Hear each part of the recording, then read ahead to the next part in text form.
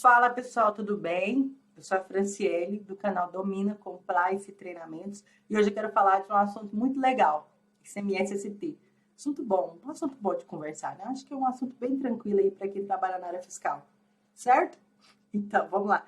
Substituição tributária, a gente brinca, né, falando que é legal, mas na verdade não tem nada de legal. É um cálculo muito complexo, muitas das vezes, e a gente precisa de entender como funciona.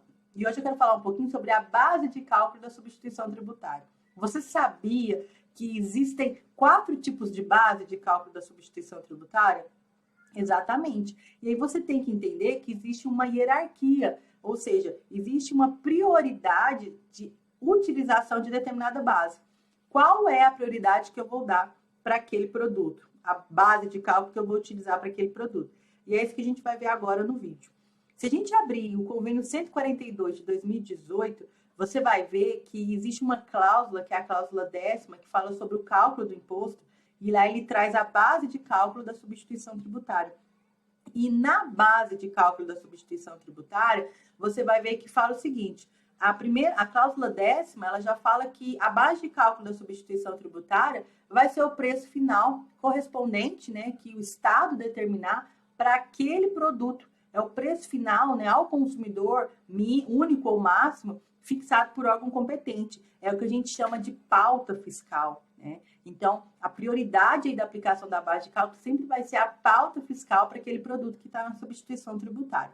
Caso ele não tenha pauta, a gente vai seguindo a cláusula 11ª, que aí ele vem falando, existindo, né, esse valor da pauta fiscal para um produto que é ST, nós vamos utilizar PMPF, que é o preço médio ponderado ao consumidor final, ou preço final a consumidor sugerido pelo fabricante ou importador, e se caso não tiver nenhum nem o outro, aí sim nós utilizamos o MVA.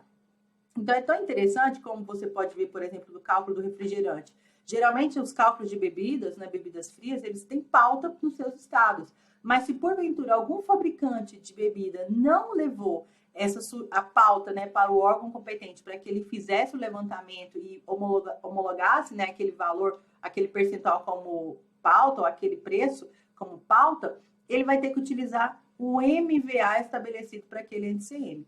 Então, é muito importante você verificar no seu estado qual é o produto que você está calculando a substituição tributária e se ele existe a pauta, ou se existe o PMPF, ou se existe o preço final ao consumidor sugerido pelo fabricante ou importador, para ir, então, você aplicar o MVA. E é interessante que, se a gente for parar para analisar um exemplo, né, de pauta fiscal, geralmente a gente está falando de produtos como bebidas.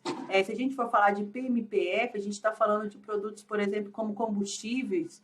E preço final ao consumidor sugerido pelo fabricante, a gente vai estar falando de veículos automotores, né? Então a gente tem ali uma base de cálculo da substituição tributária já estabelecida e vai determinar isso. Quem vai determinar isso são os convênios, os protocolos, dentro das suas legislações estaduais que vão estar regulamentados.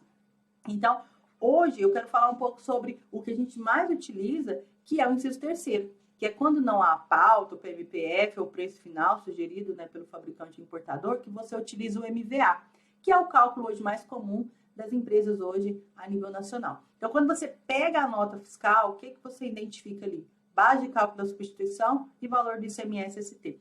E eu queria compartilhar com você como que você chega nessa base, aonde você vai utilizar como base de cálculo o MVA. Então, primeiramente, você precisa de entender a forma do cálculo. Numa operação interna, quando você é o substituto tributário, você que tem que destacar o imposto na nota, e quando não existe pauta, preço estabelecido para o consumidor ou outra base pré-existente, né? Então, você vai poder utilizar o IVA-ST ou MVA, dependendo aí do seu estado, como é falado.